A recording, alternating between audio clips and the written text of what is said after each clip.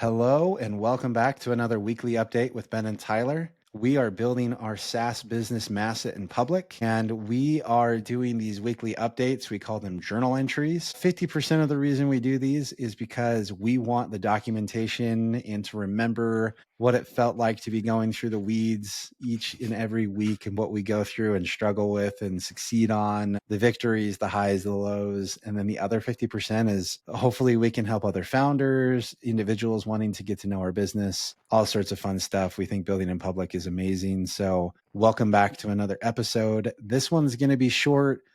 The first few episodes, I think it was kind of to get to know Tyler and I a little bit.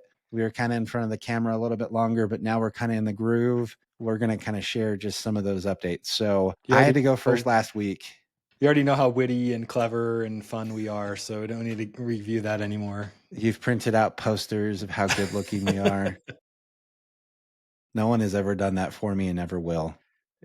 That may happen now. We'll see. No, I hope not. That would be the reason someone would print out my picture is to put it on a dartboard, right? And they can aim for the eyes. But Tyler, you made me go first last time, so I'm going to make you go first this time. Yeah, short update this week. Lots behind the scenes stuff going on, but not a ton of stuff getting released this week. Continued progress on the HubSpot integration. HubSpot integration has kind of been a fun little adventures we're going through. In the technical space, there's kind of like multiple tiers of integrations. If you've ever built integrations or ever used integrations, you've probably seen this, right? Like a lot of people would say, oh, we integrate with something, and then all they do is, grab a piece of data or do whatever. This has been a really interesting one because it's really a full-fledged integration. Like we're integrating ourselves into their UI, we're integrating them into our UI. We're also syncing contacts, companies, and deals bi-directionally, doing a lot of fun stuff there. So this week was all about data syncing with HubSpot. So syncing contacts and deals and companies bi-directionally. And it's kind of a fun story. I started doing this week and getting all the data syncing working and getting it all done. Got to the point where it was all working and I was patting myself on the back and then had this major aha moment of crap, like this isn't going to work, right? Like HubSpot's model, TLDR on this is HubSpot's model is like you connect to their data and you get everything, which is great. Like you can see all the contacts, you have like one admin, power up your application, connect it. You can get access to all the companies and everything. But in our use case, we actually are trying to make it so that sales individuals or marketing individuals only see the contacts, companies, and deals that they can see in HubSpot, right? So we had to apply a permissions level on top of that. And for a few days there, as I was going through it, it kind of felt like, oh crap, this is going to be actually impossible to do. We're going to have to find some magic here. And then timings and the stars aligned, and HubSpot came out with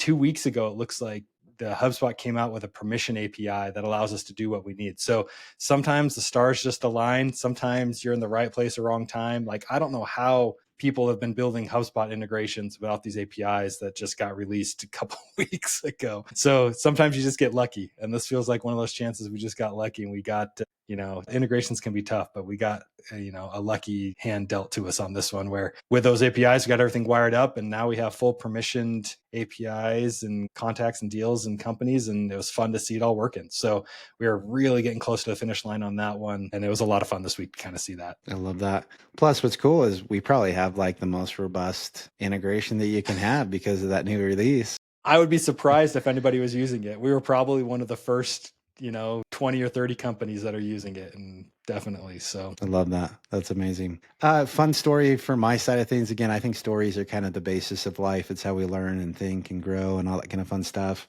We're obviously, again, we talked about this last time. We love getting in front of the right businesses. We are really confident in the product and everything that we've built. We're having a lot of great success there. But one of the channels that everyone kind of screams at you is cold email. And if you've been following the series, you've kind of seen my waxing and waning relationship with cold email. I tried it again. I just was like, okay, there's something there. I tried it again. It's because everybody says there's something there, right? Like everybody will tell you there's something. Well, not everybody, but a lot of the noisy people will tell you there's something there. Right? And I do think email for lists of people that are actively engaged and all that kind of stuff, that's completely different than like flat out cold email your Apollos and Clays and your just going to town on instantly and everyone's talking about 30,000 sends a day and all that kind of garbage. I went and I said, okay, what's the Masset way of doing it? What's the content way of doing this? And we run a really cool podcast that allows us to get to know people and produce content and build relationships. And some of these people have gone on to do product feedback interviews with us and have given us amazing insights for the product, things like that. And honestly, I would rather build business through relationships of people getting to know us and getting to know what we've done.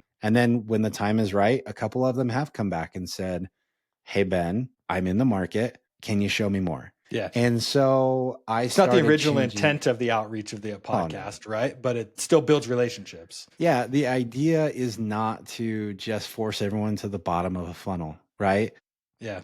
I love this market. Tyler loves this market so much. The idea is to build meaningful relationships with people, to help them as much as we can. And doing the podcast is great. It creates them exposure, shows how amazing of a rock star the other people are. It's just like such a cool thing. And we get to know each other. And again, there's been times that I've looked at products from guests that have been on our podcast and all that kind of stuff. And, and there's feedback both ways. There's all sorts of just good things that happen. And it's a relationship. It's a genuine opportunity to get to know someone in the space. And so I switched over all of my emails to just saying, "Hey, we have a really cool podcast. I found really good people that would be amazing guests that have amazing insights," and switched it over to that call to action. And a night and day difference in the results of people saying, "Yeah, I'd love to meet you, love to be on the podcast." I mean, our open and respond rates are like, they went from abysmal to like golden standard, above amazing rates. And no, are we getting demo requests out of this? No, but we're building relationships, and that's how we want to build business anyways. I don't want to force a sale on anyone. I want to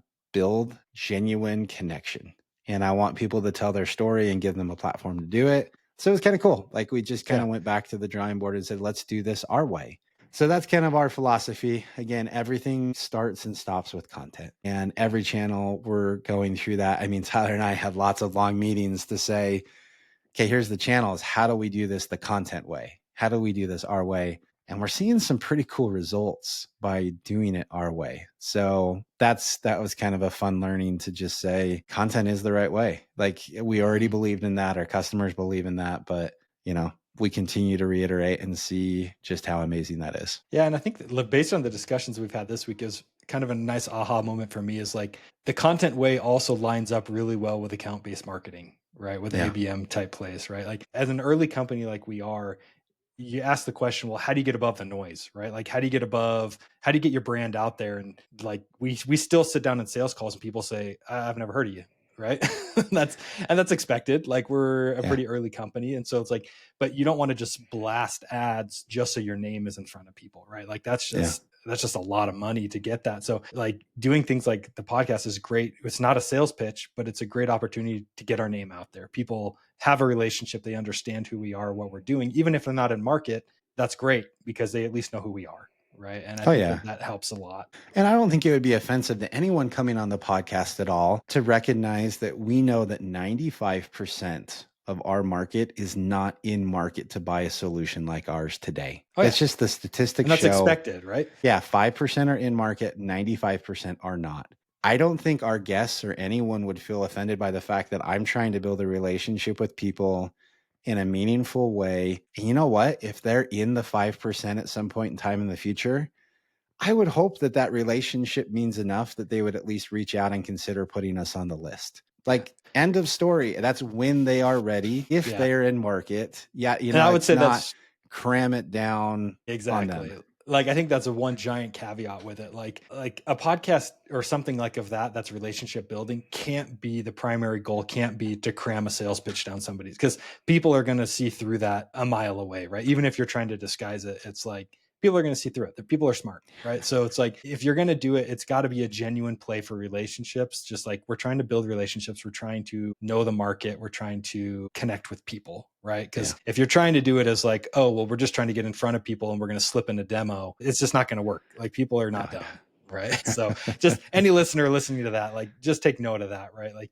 don't try and be sneaky with it. It's not going to I work. agree. Yeah, we like our podcast doesn't advertise us at all for the most part. And I mean, it's just the whole point is, It's sponsored by Masset, right? But like, yeah, that's it. That's the extent of it. again, yeah, it's hopefully there's enough value and we're bragging about these people. We talk a lot. I mean, we've had some podcast episodes where we talk about their company that they work for a ton. Like, and that's, I tell people specifically, don't shy away from talking about your company and telling your company's story and your value. Like, you know, I know that you're not making a sales pitch either, but like that's a part of the story. So like talk about it. We don't, you know, shy away from that kind of an idea. And so I think it's all interesting, but again, reaffirmed like every channel can work for you if your audience is on it and you are doing it the right way. And I believe, and we believe that content's the right way, that you're building relationships for the sake of building relationships to give, not just to take. And when the time comes, you know, there will be people, hopefully, if you have a good enough product and a good enough relationship, that will say, hey, I'm in the 5%.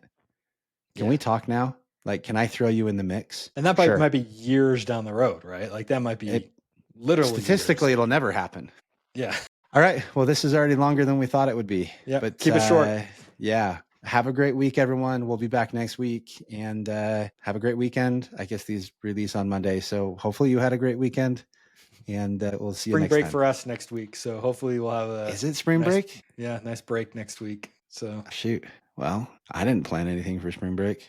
Disneyland trip, man. Last minute. There you go. I'm a co-founder. I do not have the financial stability. Yeah. I love what does a Disneyland trip cost for a family of 5? I don't even want to know that number. Like a week of Disneyland. I mean, we live in Utah. We could drive. It's a 10-hour drive. Even that, I mean, I'm probably 5-10 grand in the hole by the end of the week. Dude, easy. Plus like the 30 grand in souvenirs you're going to buy. So, and I'm also a minimalist. Like souvenir is just a cringeworthy term to me. So spring break, we'll have to do something fun with my kids, but I'm still working. A walk around the neighborhood. That's the vacation for a founder. So yeah, that's true. At lunch today, this is one of the cool benefits of work from home. After lunch today, my son was like, can we play this card game? I was like, yeah, I can play a round of the card game real quick. And it was a 5-minute round. I was like, sweet. Like that's the cool perk of being able to work from home. Well, dude, you just use your vacation time for the next 2 months though, like right there. So you got to be careful. You don't have any other time. I can say I don't know what vacation time is, to be honest. It's the other, what is it? The other 12 hours a day. There's some joke about entrepreneurship and like I get to pick when I work. Oh, what's that joke? I don't even know. We're gonna have to close, and we're gonna have to find it for next week. I can edit. Like entrepreneurs get to pick.